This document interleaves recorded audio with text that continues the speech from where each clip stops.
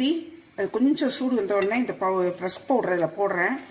ரொம்ப செவக்க முருகெல்லாம் வறுக்கணுங்கிறது இல்லை. ஏற்கனவே இது பேக்டு தானே. ரஸ்க்குங்கிறது ஏற்கனவே ஒரு சமைக்கப்பட்ட ஒரு உணவு தான். கொஞ்சம் வாசனை வந்தால் போதும். இதை வறுத்து எடுத்துடலாம்.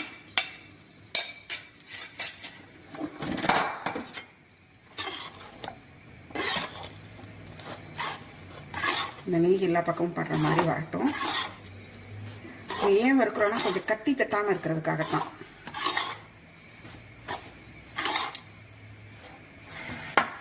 இப்போ இவ்வளோ ரஸ்க் பவுடர் வந்து நான் ஒரு 3 நிமிஷம் வறுத்துருப்பேன். அதாவது செவந்துடாமல் கொஞ்சம் இப்போவே செவக்குது பாருங்கள். அடுப்பு அணைச்சிட்டேன். கையை தொட்டு பார்த்தா சூடு வந்துருக்கணும், அவ்வளோதான். அதோட இறக்கி வச்சுட்டு இதை கொஞ்சம் வேற ஒரு பெரிய பாத்திரத்தில் மாற்றிக்க போகிறேன். இப்போ ஒரு பெரிய கடாயில் அதை மாற்றிருக்கேன். வெந்நீர் நல்லா பாயில் ஆகிடுச்சு. அது ஒரு ஓரத்துலேருந்து கொஞ்சம் கொஞ்சமாக ஊற்றணும். ஏன்னா மேலே திரிக்கும், அது கொஞ்சம் கொஞ்சமாக ஊற்றணும்.